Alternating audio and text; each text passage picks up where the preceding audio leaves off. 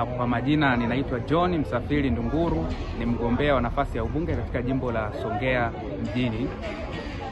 Dhamira yangu ya dhati na nia ya kweli, nikiwa kama mwanachama mwaminifu wa chama changu cha Mapinduzi CCM katika jimbo langu la Songea, nia yangu kubwa na lengo langu la dhati ni kuhakikisha kuwa Songea inapata kiongozi bora, kiongozi anayesikiliza wananchi na kiongozi anayejali maendeleo ya wananchi.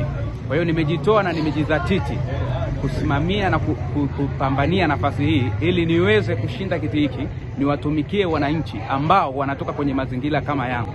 Wananchi wengi wanatamani kuwa na viongozi ambao wana mvuto na muonekano, lakini pia sisi kama Chama cha Mapinduzi tumejikita katika kusimamia vema ilani ya Chama cha Mapinduzi iliyotangazwa na Rais wetu Mama Samia Suluhu Hassan, iliyotolewa pale Dodoma.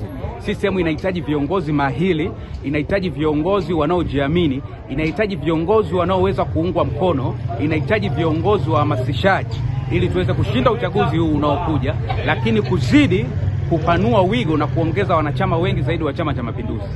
Na kwa nini tunaweza kushinda uchaguzi? Kwa kutumia vijana, na mimi nimejiamini ni kijana. Hata kwa umri wangu ninaamini uongozi sio umri, uongozi ni maono. Kwa hiyo kwa maono yangu nilionayo, ninaamini nikipata nafasi hii na nimejitoa kwa dhati, nitaweza kuwatumikia wananchi wangu wa Songea na pia kuwatumikia wananchi wote kwa ujumla.